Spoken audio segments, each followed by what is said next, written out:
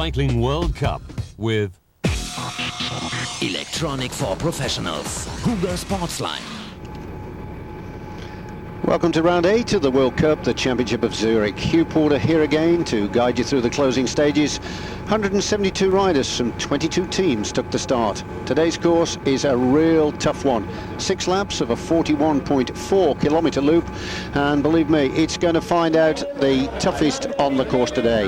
That was Jan Ullrich signing on at the start, and also the world champion Oscar Freire. 2 riders looking pretty content at the start. Well, last year's event was voted by the UCI one of the best World Cup events alongside of the Milan-San Remo. It was also good to see Lance Armstrong lining up, because originally the US Postal team were not down to ride, but Lance Armstrong, winner of the Tour de France for the last 2 years, he decided it was good preparation for Sydney, and of course he's so popular, he got a superb welcome.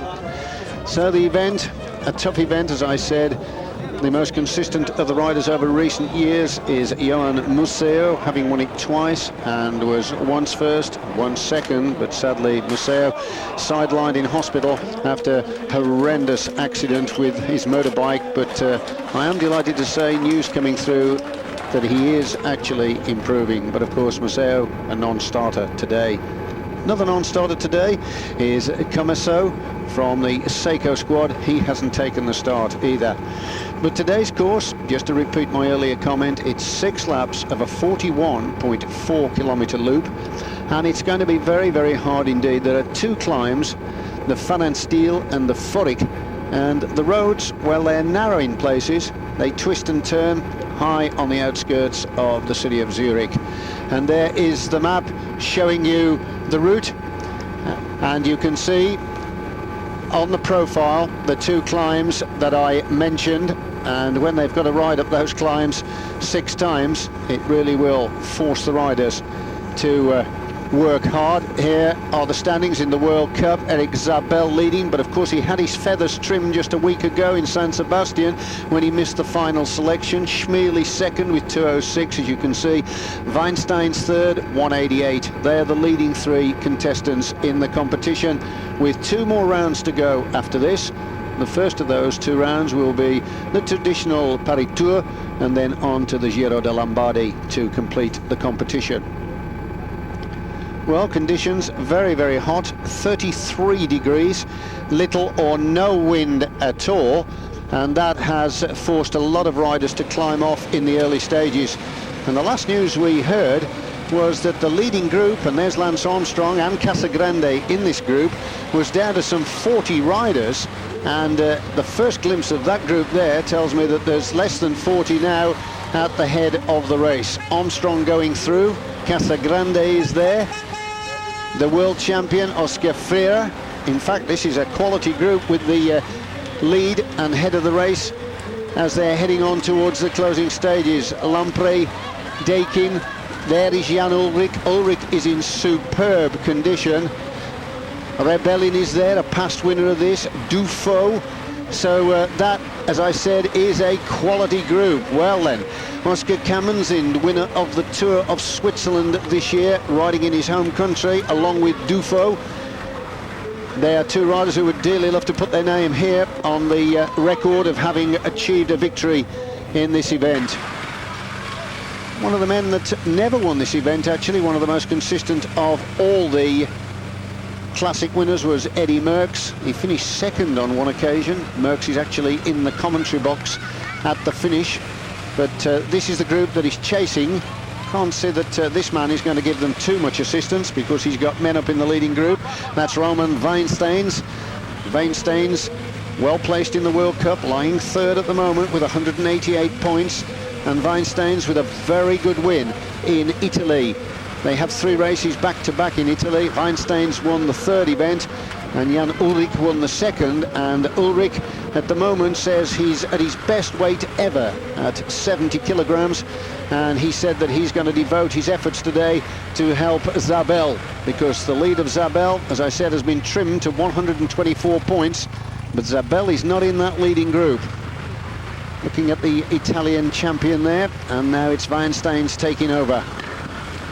Tough Latvian, one of the men to look out for when we get to Sydney. Lovely view there of the lake here at the side of the road. I must admit that must be tempting. The last news, just to repeat, was that there were only 40 left in the race of the original 172 from the 22 teams that took the start. So conditions certainly have been demanding in this 8th round. Back in 1987, actually, only 18 finished on that occasion, and it was Rolf Goltz of Germany that ran out the victor, and Goltz was rumoured to have said in the closing kilometres he would have given anything to have climbed off. He was in such a state. But this is a group that look as though they're going to surrender to me. There's no sense of urgency here. Nobody's wanting to lift the tempo. I think the big guns have certainly taken flight. And in that group we've got Kivilev, the Kazakhstani, riding on the AG2R team. Lance Armstrong was there. Casagrande, the man, of course, that's the maestro at giving the opposition the slip in the closing stages. Jan Ullrich, who is approaching probably the best form of his career. He's going to ride in the Vuelta a España, but he reckons he's only going to support his teammates there because he wants to concentrate on the Olympic Games. And when you think the two riders that are in that group together, Armstrong and Ullrich, and they'll be lining up in that time trial down in Sydney, it is certainly going to be a tough test, isn't it? One to enjoy, and whoever is the best time trialer on that day, I feel sure, is going to have to work very, very hard when there's just under 30 seconds split in the two of them in the big time trial on the penultimate stage in the Tour de France. But this is the leading group. Ullrich, the man that was the amateur champion of the world, and he won that in a sprint, and we've just seen him win a sprint in Italy. So Ullrich's in good form as we approach the closing stages of this race. So welcome back to the Championship of Zurich, round 8 of the World Cup. Shot of Lance Armstrong just on the inside at the back of the group there. Armstrong would score, I feel sure, some psychological points here if he could snap this one up. It would be a tremendous victory, wouldn't it, for him? Back of the group as well there, number 16. That's Kivilev, the Kazakhstani, riding on the AG2R Provence team. It's good also to see, isn't it, Oscar Freire, the Spanish world champion, starting to get back to something like the form he was threatening at the start of the season when he placed 3rd in Milan-San Remo, but he's been plagued, of course, throughout the season with injuries. Well, he's had back trouble and knee trouble, and he's been sidelined several times. But I mentioned in commentary just a couple of weeks ago, he has got a plate fitted into his shoe, which seems to be levelling up his pedalling action, and this, of course, is now alleviating the pain. And Freire is starting to show something like the class that we thought he'd got. Now, he's a man to look out for in the closing stages. Remember that world title he won on a very wet and miserable day in Holland. That's Oscar Kammerzind of the Lampre-Dakin team. Kammerzind nipped off with just over a lap to go at Valkenburg. These, of course, mark contrast the conditions here to that wet day and Valkenburg. But Kammerzind must know the roads very, very well here. Super country to ride in. I remember racing in the Tour of Switzerland myself many, many years ago, and the organisation is always, I should say, brilliant, and the weather conditions for that Tour of Switzerland that I competed in were just the same as this. So this is the leading group in the 8th round of the World Cup, the Championship of Zurich. Zabel again has missed the selection. Schmiel is not there, neither is Weinsteins, nor Bettini or Baldato, nor Van Petegem. In fact, the highest placed rider in the World Cup standings after the first 7 rounds in this group is the world champion. That's Oscar Freire, and Freire has got 119 points. So if he could collect 100 here, that's going to lift him up the overall standings considerably. There was a group of some 19 riders slipped away, more or less from the start, and built up a lead of 2:20 at one point. but they were eventually hauled back in. It's generally the pattern of the event, isn't it? And amongst that 19 riders was Bo Hamburger, the Danish champion. Marcus Berg was also in the group. So picking up the food there. Camersind on the front. It'll be a day when a lot of liquid will have been consumed because of the heat. Just to repeat that heat I was talking about, 33 degrees, making the racing very, very difficult indeed. Trying to get on terms with this group. We did catch a glimpse of them. Let me just tell you some names in the group that are chasing. Our old friend who was on the attack last week in San Sebastian, Zarabetia, is in the group, trying to come up to them. Also De Paoli from Mercatone Uno. Number 125, that's Zigani from Mercatone Uno. Bartoli is also there, the Italian champion. He's working hard, but I just can't see it. If we get a shot of the clock on the top here, we'll know whether they've got a chance. Well, they're at the feed now. It's not too far, is it? They're all in the same funnel here. You can see the yellow of the Mercatone Uno riders there, but they're having to work hard. But Veensteins is the man that will be very eager to motivate this group to try and bridge to the leaders, because Veensteins is third in the competition after the 7 rounds with 188 points. There's the Italian champion also in there. Easy to spot, isn't he? Now then, can that group get up? I don't think so. We might just get a time check. We are going to get a time check. That's useful. 1 lap to go, 41 kilometres of racing. They've been travelling at well over 40 Ks. There it is. It's 47 seconds. Well, 46 seconds as they hit the line. Now, it's a quality group ahead, isn't it?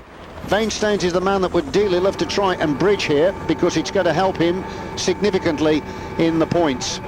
Just draw your attention to a rider that was in that group of 19 that got away earlier in the race. That's the Swede Michael Anderson, who got a silver last year in the World Time Trial Championships. Now, Anderson has just secured a contract with Mercatone Uno, and he reckons that this is the answer to his prayer, because he's been riding in a 3rd division squad, and now riding on a top-class team such as this is going to lift him into the final elite races on the build-up to Sydney, and that will be the right recipe for him, he feels, to try and give him a serious chance of a medal in the time trial. So Anderson was one of the riders in that group of 19. Now then, another group we're looking at here, who I don't think are going to make any headway. They can't be bothered, can they? Half of them are just sitting up. They just do not want to know. Rabobank has representation here. But looking down the favourites, Ulrich, I must admit he did impress me when he won that race earlier in the week in Italy. And superb form shown by him. And that's the kind of form that we knew he got. Remember, a winner of the Tour de France and the Vuelta a España, and second this year in the Tour. But what a lovely day for picnicking. Absolutely marvellous. The conditions ideal for lying out on the grass, soaking up the sun, and probably just having a little swim every so often. But for the riders that are left in the race, there's more on their minds, like points in the World Cup, and also, of course, trying to secure a victory in this, the 8th round. A lot of people talking about transfers at the moment. There's a lot of talk in the commentary box earlier on before we came on air about Laurent Jalabert, and it's rumoured that he's actually going to return to a French team, and one of the teams that's been talked about is Bonjour, so maybe we'll see Jalabert riding in the Bonjour colours next year. Certainly need to dig into the deposits in the bank, I think, to afford a rider of that quality. Banesto is a squad that have not taken the start here. They're obviously preparing for the start of the Tour of Spain that will be underway at the end of the week. There's Axel Merckx. You see him sitting up, having a drink out of that red bottle. Axel Merckx, the Belgian road champion. His father's actually in the commentary box, assisting with the Belgian commentary on the line. And Merckx, actually, this event is one of the few events that he never managed to win. It's amazing, isn't it? Because Eddy Merckx won nearly every classic that was going, but this one eluded him. It's difficult when you look through the list of winners in the classics to find one that Merckx didn't win, but this was one of the events. In fact, the best place he ever got. was second, and he was enveloped on that occasion between two very talented riders. It was Roger de Vlaeminck that won, and Francesco Moser was third. That was back in 1975. So Axel Merckx wearing the Belgian National Championships jersey, a jersey that his father won back in 1970. So one lap to go, the final round. I said at the start it was a tough course. It certainly is, but the big crowds have turned out here. They're enjoying their action. They love their professional cycling here in Switzerland. And there's confirmation once again of the leading group. Camanzind, Dufaux, both from Switzerland, so a home victory possibly there. Armstrong from the United States of America, Casagrande, Kivilev, Rebellin. It's a group, isn't it, that it's difficult really to predict a winner. I suppose if it came down to a sprint at the end, we should be looking at the world champion at the back, Oscar Freire. Caught them by surprise, didn't he, when he won the world title last year in Verona. All the commentators were trying to work out if Berg was going to win, but in the end it was Freire that ignored the reputation of the riders he was away with, and he just jumped clear and nobody could catch him, and that's why he's there in that World Championship jersey. And unlike previous world champions, when you've got the rainbow jersey on, you generally have bad luck the next season. I know he's had some injuries, this fella, but when he's been competing, he has ridden, I should say, with a great deal of class. So we're going to take a short break. We'll be back with more coverage here from the Championship of Zurich.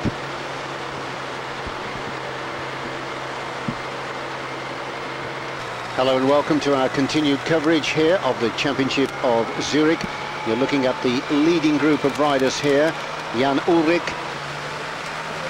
Oscar Freire, Dufaux, Casagrande, Camanzind, Rebellin and Kivilev. And this is the chasing group: Bartali, Cigana, Di Paoli, Zarabetia and Weinsteins. They were 46 seconds behind the leading group as they hit the line to start the final lap. There is Weinsteins on the front. A man that is, well, it's 52 now, isn't it? So it's beginning to grow here. Weinsteins is the man that needs to get up to this group. He's lying third in the World Cup with 188 points. But the man that stands to gain the most from the leading group is the world champion. World champion Freire, currently 7th in the competition, 119 points. So this is one of the two climbs on the circuit. The Fananstiel and the Furic, and they're both pretty hard, and in these hot, stifling conditions, certainly sorting the riders out. The crowd really urging them on here now, and I must admit, Lance Armstrong's looking very, very good. Just a week ago, he was unable to ride in the Grand Prix San Sebastian. He'd eaten some fish the night before and incurred a bit of an upset stomach, so he went straight back to his base in Nice and was unable to ride in that. But this is certainly a selection of the best, isn't it? He's the man that won the event, was it 3 years ago now, Rebellin? He actually outsprinted Jan Ullrich on that occasion, so no doubt Ullrich will have memories of that. Well, who would you put your money on in a group such as this? Somebody surely is going to think about going for a lone victory. Ullrich's the man with the good form. Armstrong has picked the races he wants to use to bring him to that final peak, ready for Sydney. So if you'd have gone through the start list and ticked these riders off and said this is the group I would expect to be together at the end, because of their strength and reputations, I don't think you would have been too far away. So there he is, Lance Armstrong. He rode in the Atlanta Olympics, but of course, unknown at the time, he was starting to suffer from cancer, and what an incredible recovery he has made. Armstrong was the World Road Champion in the professional class. He won that in Norway. And this is a shot here of the group from the air, and you can see they're having to work hard out of the saddle, little or no respite. And it's these heavy roads in these kind of conditions that certainly do wear you down. Just looking through one or two of the selections for the Olympic Games, in particular the team pursuit selections, and there's some interesting names being thrown up there. I noticed in the Italian team pursuit, they've put forward the squad that set the world record in Manchester in 1996, but they've also got in there Ivan Horonta, who's the super fast road sprinter who won 2 stages in the Giro d'Italia, and he's in the squad to ride in the team pursuit. So they're taking a very, very interesting collection of riders. And I think I ought to mention at this stage a man who wore the yellow jersey for Great Britain in the Tour de France, and he's now doing an excellent job at managing the Linda McCartney team. That's Sean Yates, and the boys in the team tell me that Yates trains as hard as ever, and he's going to put his fitness to the test when he rides in the World Masters Championships during the early part of September on the Velodrome at Manchester. And Yates is going to try and win the individual pursuit for his age category. Well, he's a fantastic pursuiter, Yates, because I remember him riding the Worlds back in 1982 in the professional pursuit. He was on the line, and with the great power that he has, he stripped the sprocket actually and had to go for a restart. Several times the British champion, so Yates riding in the World Masters. So that will certainly be something to look out for. Ulrich through onto the front. Kivilev, second wheel there. He's one of the chasers that looks to be suffering to me. Just over 50 seconds it's pegged at, but to try and bridge 50 seconds in conditions such as these, and up to a group with the kind of firepower that that leading group has got, is a tall order, isn't it? Well, my friend Mike Smith mentioned in commentary just recently about Chris Boardman, who said he's going to attack Eddie Merckx's 1-hour record of 49.431 kilometers, set at high altitude in Mexico back in '72, and Boardman reckons he's going to ride the same kind of equipment and gearing and clothing that Merckx used. So that will be a real interesting test, and I must admit I'm going to be focusing very closely on that, because I've always wondered just how much faster the modern bike rider is over the riders of yesteryear. And I shall be watching for the 5k time, because my PB was a 5:58 on a 50-15, which is a 90-inch gear on an all-chrome Carlton track bike. So if Chris uses the same style of bike, I'll be able to see just how much faster Chris Boardman is than the riders of yesteryear.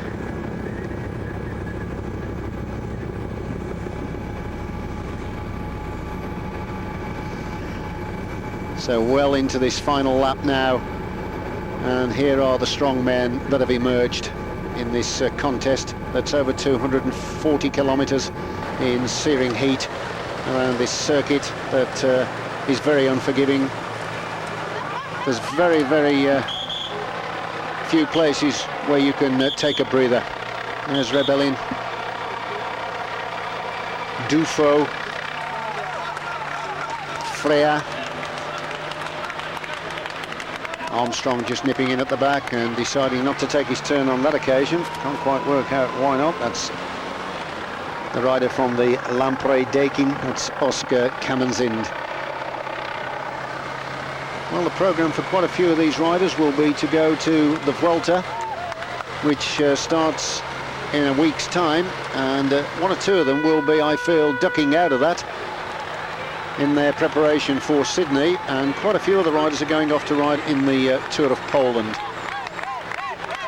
But talking about the Olympic road race in Sydney, it's a very difficult race to control, because the squads are only allowed 5 members in each team, unlike the big teams that can line up in the World Championships. So it's more of a free-for-all, and I must admit this year I've enjoyed a lot of the finishes more, because the head of the race in the closing stages, particularly in the Tour, not been controlled by the Seiko team and Telecom. In fact, we haven't seen the long line out in the lead to the line, have we? We've seen actually a lot of riders trying to take off, and I think it's given us quite a juicy and spicy finish to a lot of the events. And of course the master who's been nipping off a lot is Decker. Decker, who took the start in this race, but for once we're not going to see him trying to jump clear. He's not in this move. This selection coming in the last 2 laps of this round 8 of the World Cup. Now then, wouldn't it be marvellous if Lance Armstrong could clinch a victory here for US Postal? Growing all the time, 65 seconds the advantage, so they've bolted another 6 seconds onto the group over the pursuers. So if I could just get back to the comment I was making about Chris Boardman attacking the hour record of Eddie Merckx, it's going to be very, very interesting indeed, isn't it? Because he'll have to use the old style of upright position and the normal bike. Just wondering what gearing he's going to choose.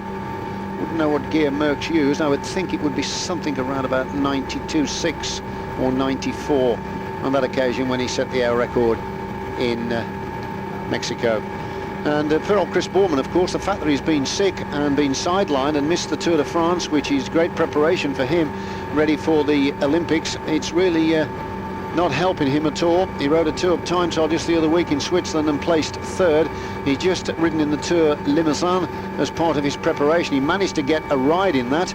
But what's happening, I was talking to his manager, is that there are 7 riders in the Credit Agricole squad who are all earmarked for a ride in the Olympic Games, and they all want these end-of-season events to put the final touches to their preparation. So obviously Chris is struggling for races to lift him to the kind of form he needs to challenge seriously people like Armstrong and Ullrich in the time trial. So Chris, we wish you the best of luck and hope you can get in a few more of these events. I know you're meticulous with your preparation, and Chris Boardman in the right kind of form will be a man to look out for, along with David Miller in that time trial down in Sydney, an event that I really am looking forward to seeing.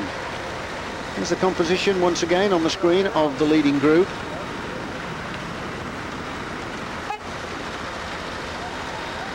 $30 Milan San Remo, eh? This fella, that's how he started the season. I wonder if he could win his first classic.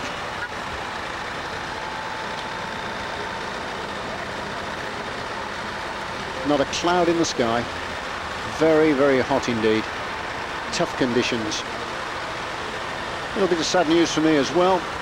Just learned that the concrete track, the velodrome in Copenhagen, Ordrup, famous track that's been there for years. In fact, I think it's probably one of the oldest tracks in the world that's hosted the World Championships on many, many occasions, is going to be closed down. It's finally going to be closed. They've got an indoor track and that is going to take over. So I suppose it's modern development. We have a wonderful indoor track in Manchester just the same. A busy day, isn't it, for the team cars? Liquid, as I said, being consumed. They'll be gulping it down in these hot conditions. Now here's Ullrich coming to the back. Now, what's Ullrich? He's okay. Just looking back, I thought he'd got a bit of a problem there, but nothing at all to worry about. Just looking over the winners of the World Cup events since it started this year. Remember, Zabel won Milan San Remo, and he also won the Amstel Gold. Schmiel with that courageous, gutsy victory in the Tour de Flanders. Maceo, he won the Paris-Roubaix. Liège-Bastogne-Liège was Paolo Bettini. And then we resumed the competition after the break when the tours took place. We resumed a couple of weeks ago with the race in Hamburg, and there it was Gabriele Misaglia that won, beating Casagrande. And then just a week ago was the familiar sight of Eric Decker riding on the Rabobank squad that nipped off out of the front of the field in the closing stages to tidy up round 7. Now, it's not going to be too long before we know who is going to be the winner here of the Championship of Zurich. The next climb could be one of the focal points for the riders to try and launch a winning move. Just once again to tell you the names of the chasers, group of 5, and they comprise of Bartoli and Weinsteins. They are the 2 key players out of that group. Dipoli, Tigani and Zarabetia. It's the chasing group of 5, but they're losing time on the leaders. Dufaux here at the back. Won the Tour of Romandie this year. I'm just wondering if we're going to see Jan Ullrich win a sprint. He can sprint. He proved that, as I said, when he won his Amateur World Road Championship. Doesn't seem to bother too much these days if it comes to a sprint, but he can, and that's exactly how he's just won that round of the Italian Classics, the 3 that they ride, just during the middle of this week. So he has the firepower in his legs to win at the end, but I suppose really we should be looking to favour the world champion, Frère, if they can stay clear to the end. Growing all the time, isn't it? Look at this, 1:44, the lead increasing all the time.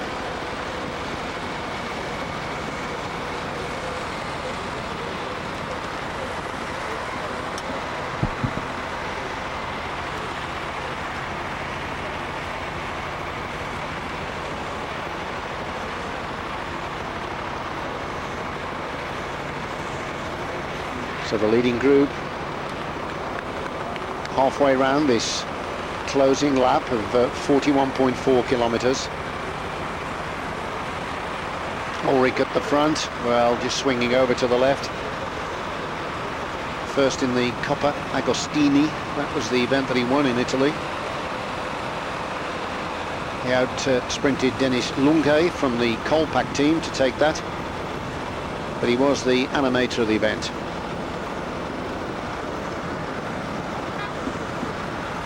Rebellin, just at the back here. Experienced rider. When he actually won San Sebastian, he won 2 classics back-to-back on that occasion. There's a man, Bartoli, that's going to be one of the key players, I feel, when they get to Sydney. Testing team they've chosen, the Italians, they've actually chosen Pantani. And whilst I wouldn't want to be labelled as a critic of the selectors of Italian teams, I struggle to see how Pantani is going to stamp his authority on the race down there, because whilst I've heard there are a couple of drags on the course, certainly nothing to test a man that specialises in the mountains. They've got De Luca in that squad and Casagrande as well. Weinstein's just going through. But I think he knows that he's going to be sprinting for the place after the leading group of 8. The birds have flown, haven't they? They've sprouted wings and they've gone.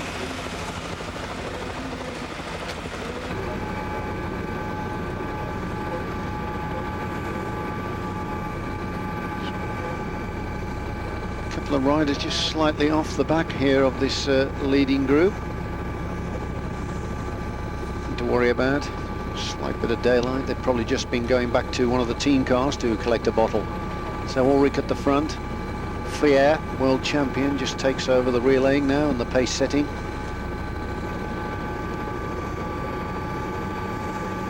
Busy season, isn't it, for the professionals, because after they've competed in Sydney at the Olympic Games, they're then going to come back to ride in the World Championships in France.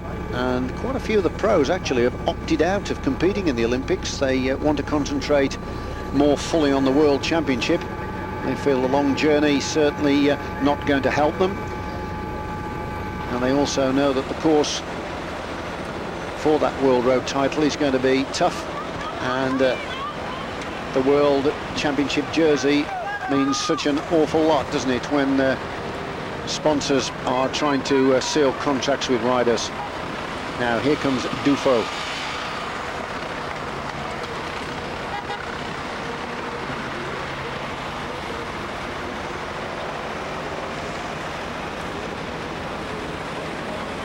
Kivilev, Kazakhstan rider. Well, the Kazakhstan rider has just won the Tour of Limousin. Yavilov, their national champion. Casagrande, second in the race in Hamburg, second in the Tour of Italy. We'll never forget that time trial. It was Garzelli. He's actually taken the start here today for the Mercatone Uno squad that denied Casagrande victory in that Tour of Italy, and he really did give Casagrande a severe beating, didn't he, relegating him from what he was hoping was going to be victory in the major tour in Italy. Rebelling, a cool customer, also floating along in the wheels there, and the people on the tram are going to get a free shot here of some of the world's leading bike riders. That's not bad, is it?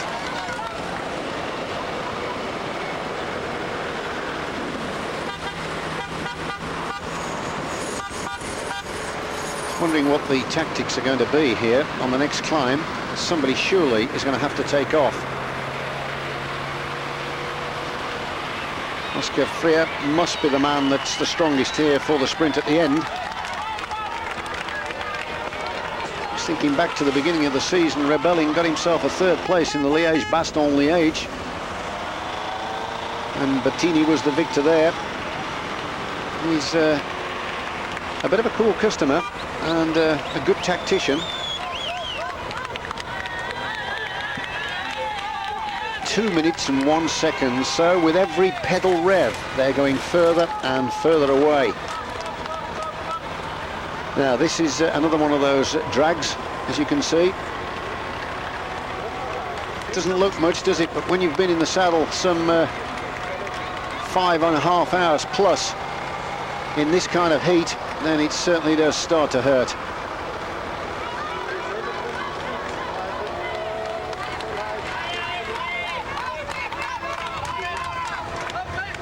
Casagrande, now is he just thinking about one of those attacks? Difficult, isn't it? It isn't like sort of bursting away from a sizable group here, going to the back and at the element of surprise. It's quite easy to spot the moves, isn't it? So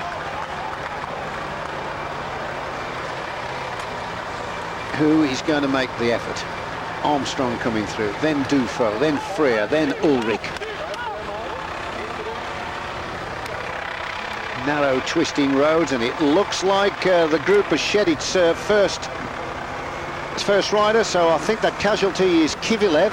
Looked a little bit like Kivilev to me from the AG2R team. It is. So the Kazakhstani rider has lost contact, and looking the way he's riding here, real heavy legs. I don't think it'll be too long before those chasers scoop him up. So we're down to 7. Lance Armstrong just dancing on those pedals at the front. What a bike rider. It is, it confirms that Kivilev has lost contact. So Lance Armstrong, from a triathlon background, he was actually a short distance triathlon national champion before he got involved in the world of cycling very, very seriously. And then what a career he's had. The victories are absolutely staggering. Bases his season now, of course, all round the Tour de France, and on this occasion the Olympic Games also is going to be another big priority for him. Armstrong back in '93 was the world champion. It was a grim day that day, pouring with rain, peppering down in fact, but it didn't deter the guts and determination of the rider from the United States.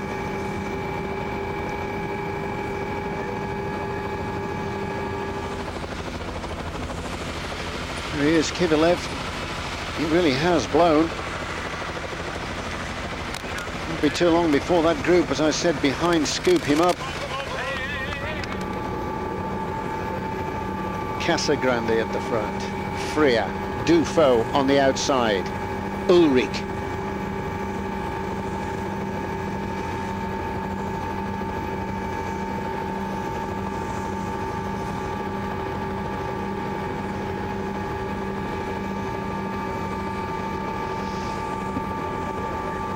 So Casagrande on the front, the face of concentration of this leading group.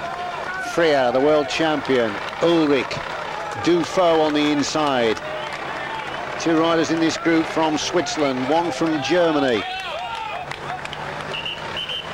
2 from Italy, and 1 from the United States of America, and 1 from Spain.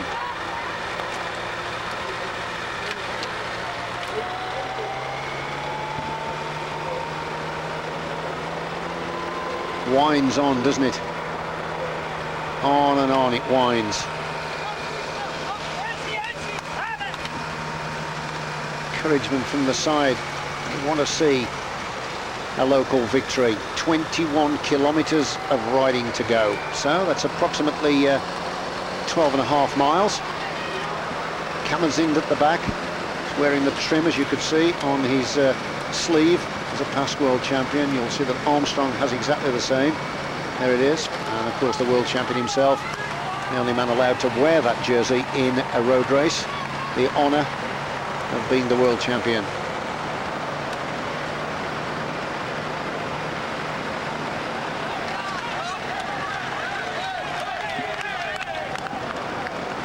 I said earlier on that this is a really tough event. I think the fact, the smallness of the field that is left in it, just over 40 riders, underlines that. A little split occurring here, but I don't think it's anything to worry about. What a marvellous sight that is. Absolutely superb.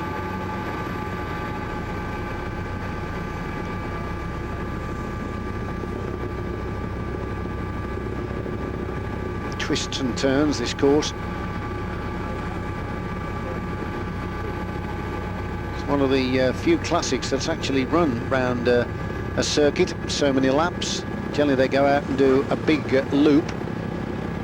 Last week in the wet and dreary San Sebastian Grand Prix, it was a long race round sort of one big loop, wasn't it? And then they climbed up the Hikebel at the end, that climb with 30 kilometres to go. Hugh Classic, well, they covered a couple of laps as well, but this one, 6 on this testing circuit. Once again, forced out of the saddle. You know, I was just thinking, Lance Armstrong, he could sprint a bit as well. Certainly getting their money's worth, the people who've come out to watch this. Top players here in this group. Casagrande at the front. The commentators were tipping earlier on to say, look out for him, he could be one of the men to go. Ulrich's got the form. Has he got the audacity really to try and jump a group of this quality and try and go away? Casagrande at the front. At the back, Camersind. This is the kind of terrain and the kind of position in the race where somebody could probably chance an arm and have a go. Need to try and fragment this group. As long as they stay together and one man does go, then of course they'll work together, won't they, and bring him back. They're watching each other. Let's look at Armstrong. He looks very relaxed on the left, just looking across.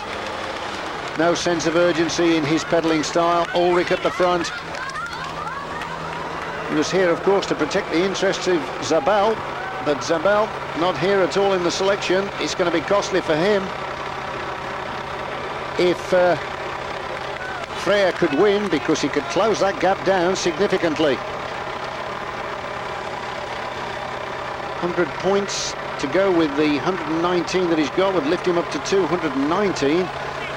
Weinstein's in the chasing group with 188, so he's still in with an opportunity of winning some useful points. They go down to 25.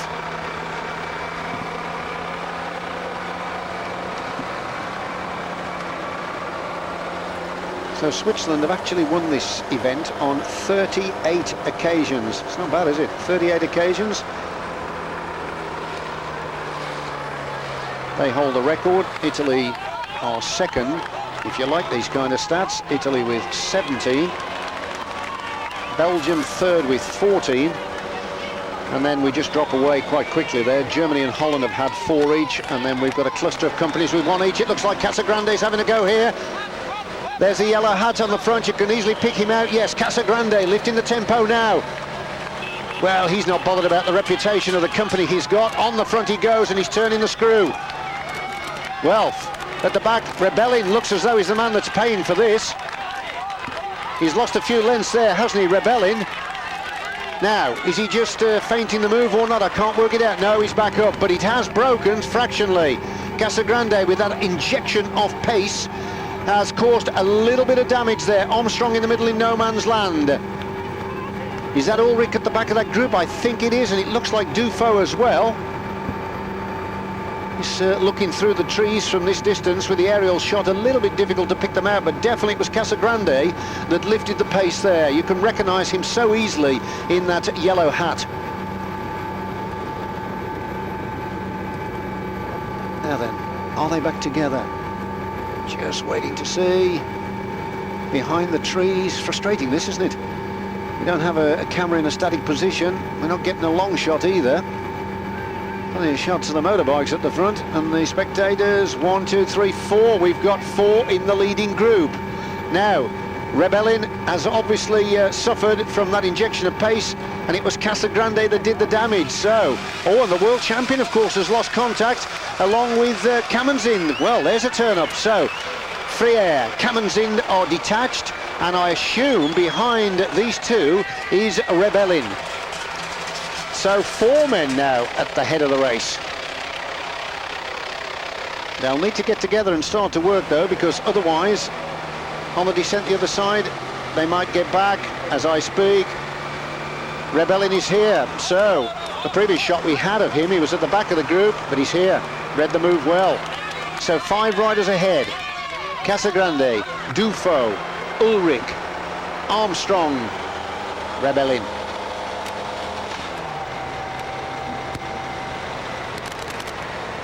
Well, when Rebellin won this in 1997, Ulrich was the man he beat. Rolf Sorensen, the man that recently won the Tour of Denmark, finished in 3rd position.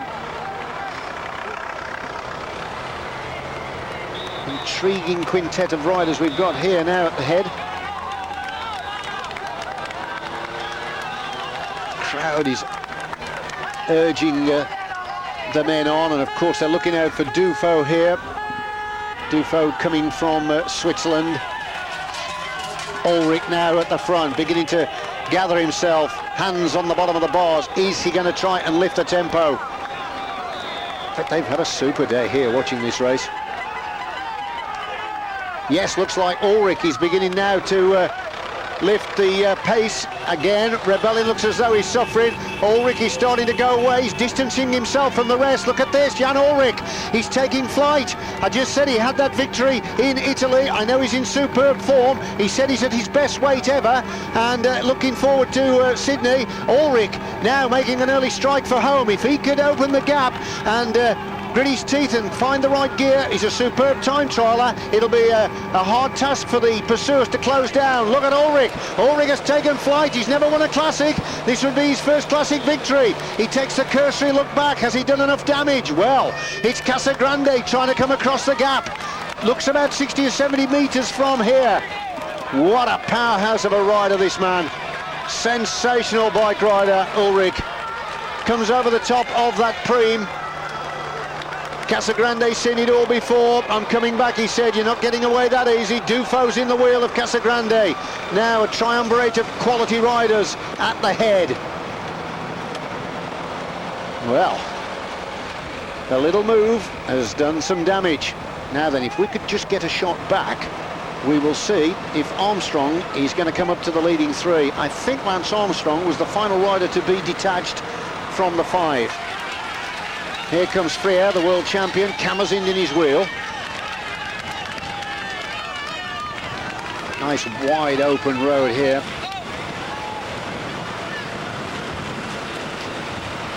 He'll be used to the heat, won't he, this fella, coming from Spain.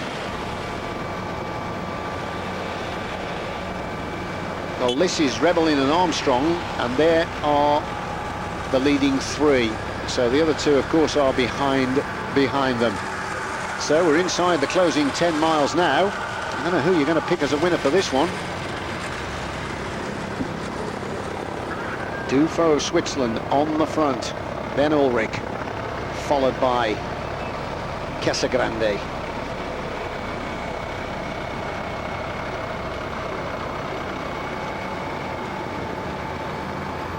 say that probably Ulrich is the stronger sprinter here out of the group.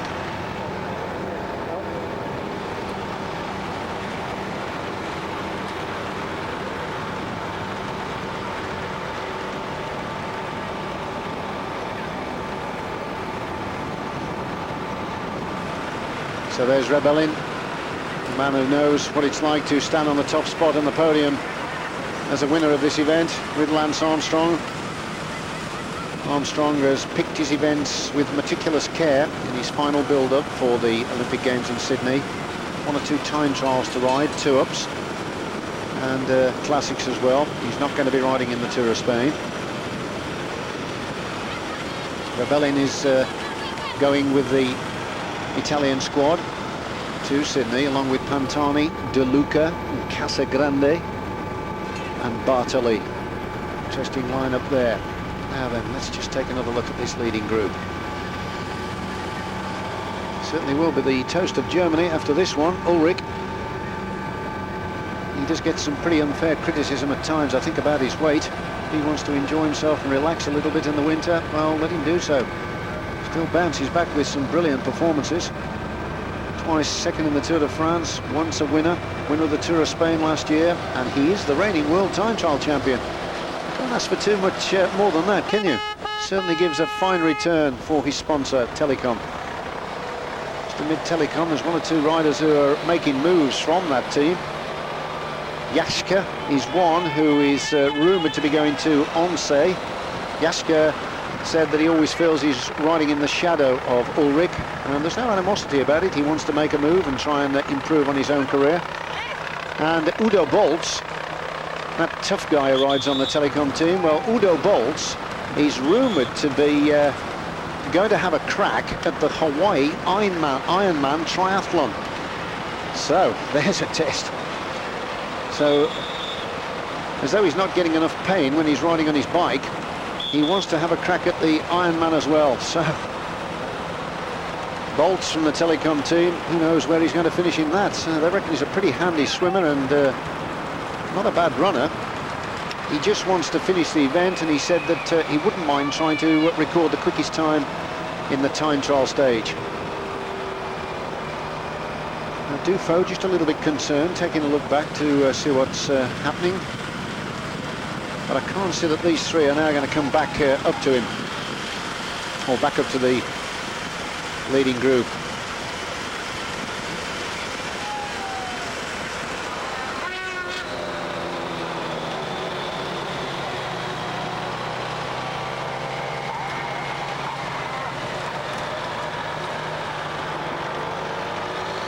The classification in the team competition in the World Cup, Mapai are leading that actually from Rabobank. And Fassa Bortolo are 3rd, Lampre 4th, and Telecom are 5th, and Vinny Calderoda, the team that Casagrande rides for, are in 6th position. That is the overall standings in the team classification of the World Cup. So Dufo,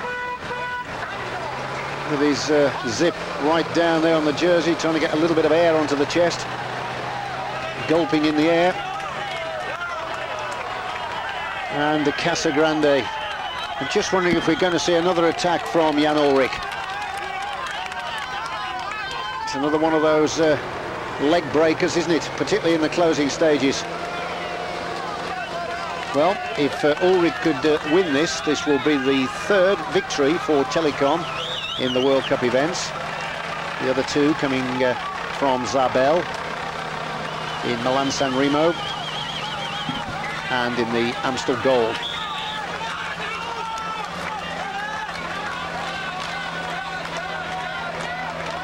They know each other so well, don't they, these riders? They ride against each other week in and week out on the professional circuit.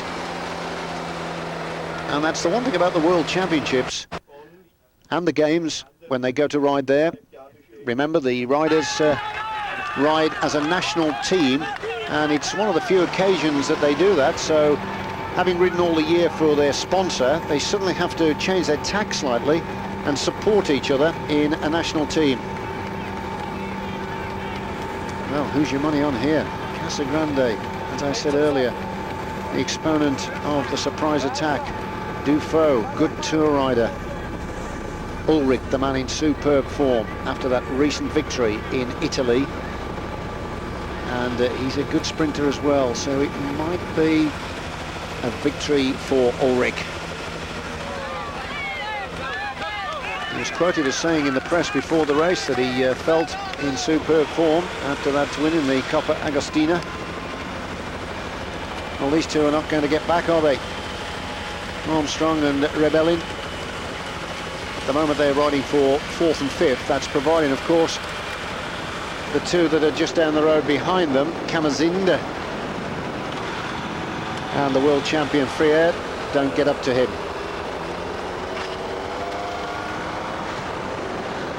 So the big crowd at the finish can see all this action because there's a great big television screen just at the end of the finishing straight, and they can watch blow by blow the race as it unfolds.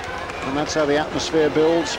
They spend the majority of the day there and they watch the feed, get involved, and of course it's a great social gathering. Chance also to meet some of the big champions of yesteryear.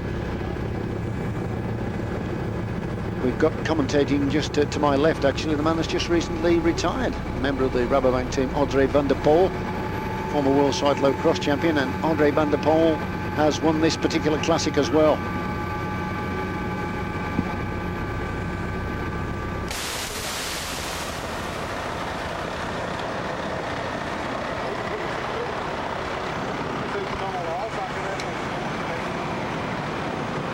Working well together, these three.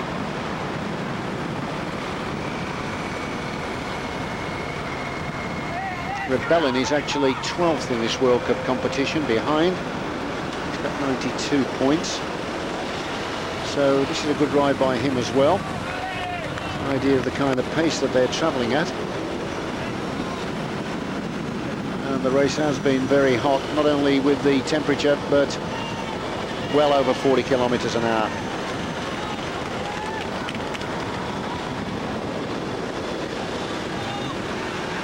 Well, nobody's going to deny Zabel putting on the jersey as race leader in the World Cup, because his overall victory, or his overall lead I should say, is 124 points over Schmiel.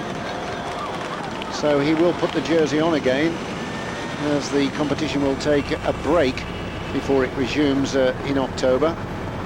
And it's there that I feel he's going to come under pressure, because it's a hilly race, the last one, the Giro de Lombardy, and people like Schmiel could possibly gain some very valuable points on him there. But of course Paris Tour will be the kind of course where Zabel will be able to shine. So what's happening here is playing into his hands a little bit, because the big players that could have attacked him, like Schmiel and Weinsteins and Bettini, are not up here to grab the maximum points, although they will pick up some. Long descent here, touching 45 miles an hour. They're pretty experienced, these guys, aren't they? Quite accustomed to it from the Tour de France, where they drop down the mountains at well over 50. I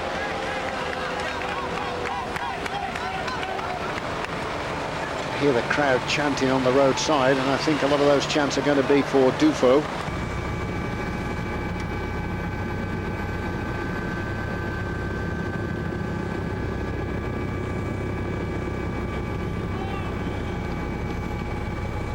Is it going to come down to a sprint with these three?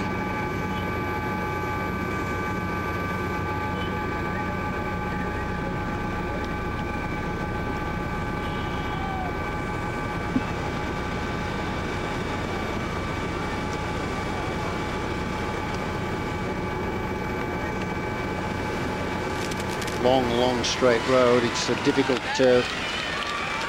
sort of part of the course to try and attack, isn't it? You need some twists and turns if you're going to launch an attack to get out of sight. 52 seconds. Well, it quickly has grown, that gap over these two. So they are destined for 4th and 5th, these. But who is destined for top spot at the end?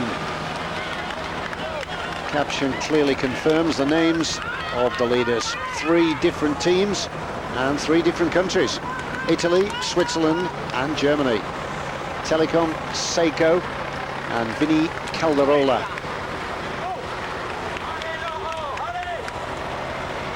Just a bit of news on Marcel Wust as well, who crashed in a race, and he's actually having to have an operation on one of his eyes, which is very badly damaged. And I was talking to the German commentator before, and just hoping that everything goes well for him. Wust, a very strong sprinter, and has won loads of stages in the Tour of Spain, and of course he won a stage in the Tour de France this year. Saw the old elbow flicking out there. That's the signal to tell you to come through and take your turn on the front. Right, just under 7 kilometers to go to the finish. That's about 9 minutes of racing to go. And Ulrich in with a chance here of winning his first classic.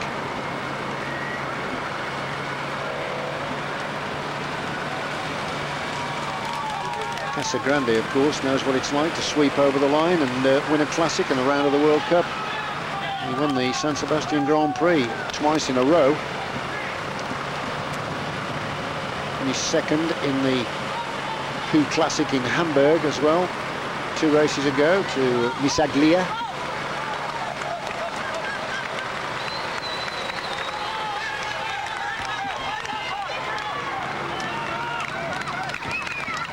He's looking back, but he doesn't have to worry because he won't see anybody. He won't be able to look down the road and see who he's about a minute behind. That's not possible. So he's okay.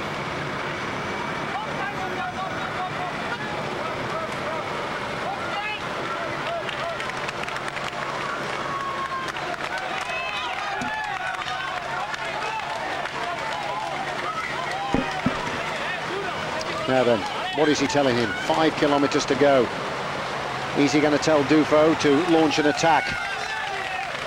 The last Swiss victory actually was back in 1981. It was Beat Brou that won on that occasion.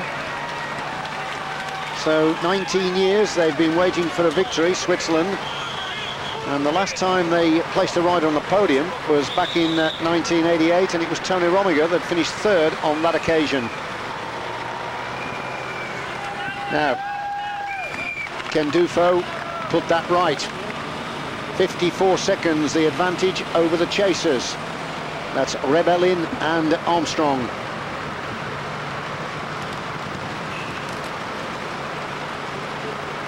Well, Schmiel was the winner of the World Cup last year. Bartoli the previous 2 years. And the previous 2 years to that, it was Johan Museeuw. Competition that kicked in way back in 1989. It was a brainchild of Hein Verbruggen. He thought actually it would heighten the popularity of cycling worldwide, and I feel sure it has done. And the winner in the first year back in 1989 was Sean Kelly. Of course, Kelly, a man that does a lot of expertise commentary here on Eurosport. His knowledge and respect around the world as a professional certainly does reflect when he's in the commentary box.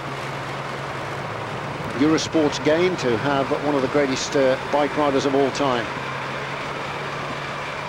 Well, it's getting nearer and nearer, isn't it?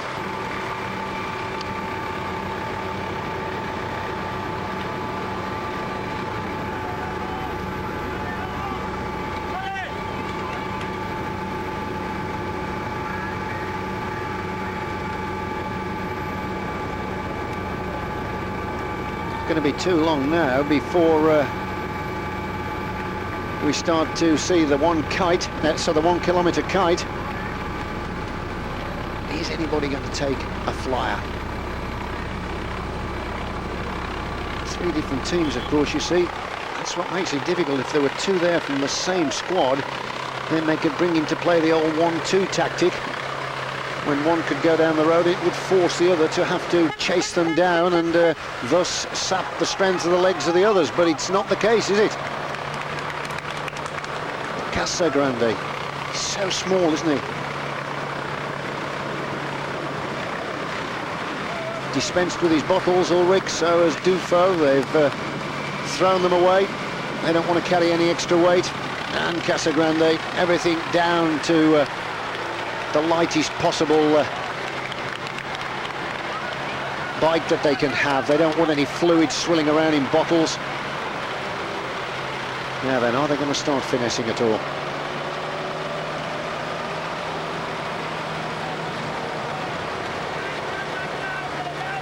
straight road in front. Just to repeat my earlier comment, if you do try and jump away, then it is very, very hard, isn't it, to stay clear, because the other two have got you well and truly in their sights. Contrast in physiques between these two at the back compared with the big fella at the front.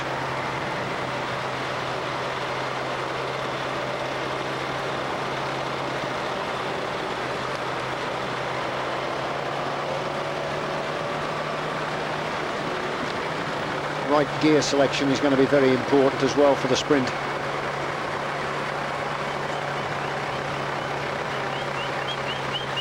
Ulrich must be licking his lips here.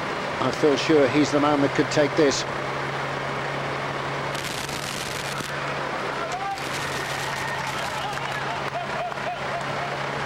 But the crowd will all be roaring for Dufaux. They want a Swiss victory.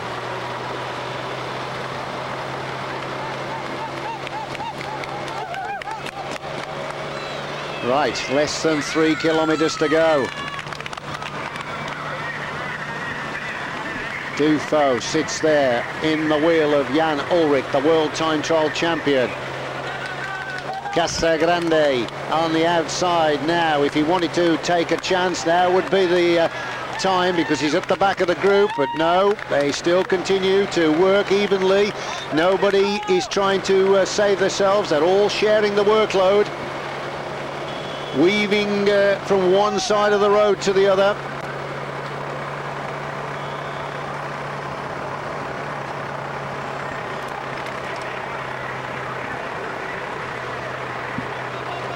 Getting nearer and nearer, isn't it? Closer and closer. Now then, will Ulrich try and take off? He's had one go up that climb.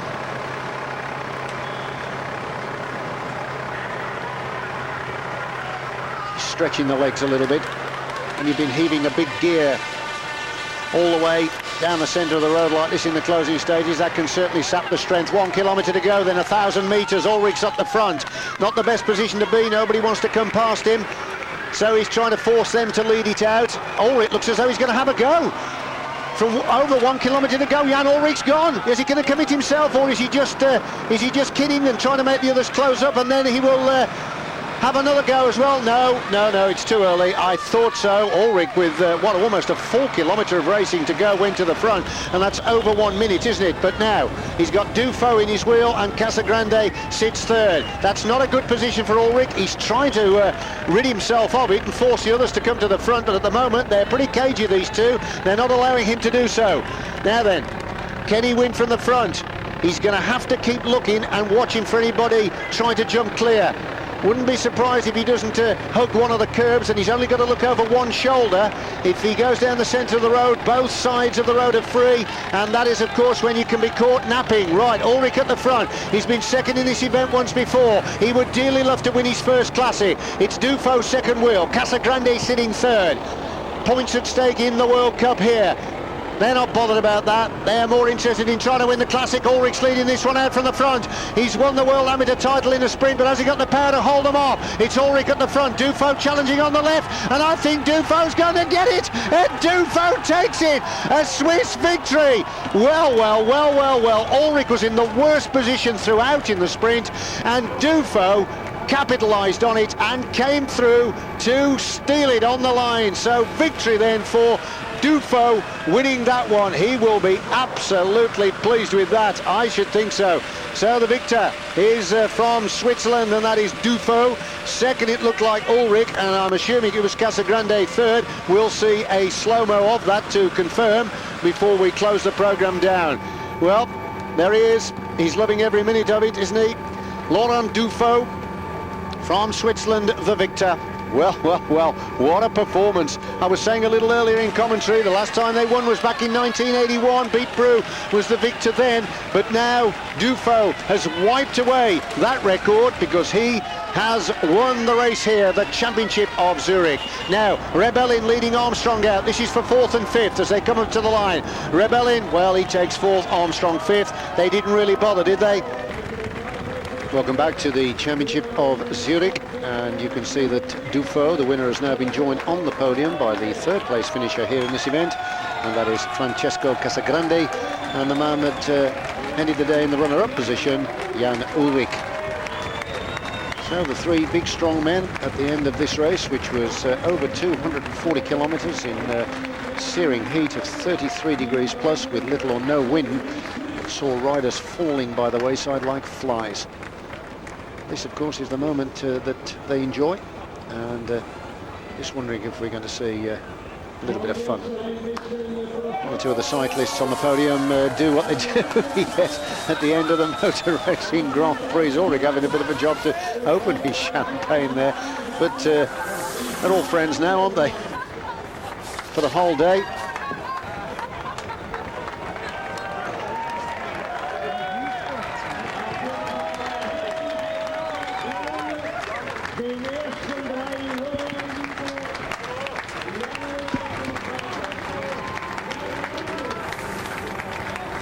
Now then, here's a chance for us to look at the closing stages again of the finishing sprint. You can see on the inside it was Ulrich leading it out, but Dufaux swept past him with almost consummate ease in the closing meters, and it was Dufaux that took it from Ulrich on Casagrande. Don't forget to stay tuned to Eurosport, the top channel for top cycling.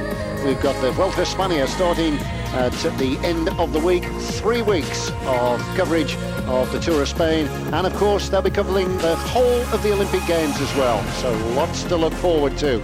Hope you've enjoyed the coverage here of the Championship of Zurich. For me, Hugh Porter, I've enjoyed being with you in August to cover these 3 rounds of the World Cup. Hope it's not too long before I get another opportunity to sit in the commentary box. So stay tuned to Eurosport, the best channel for sport. From me, Hugh Porter, it's goodbye for now.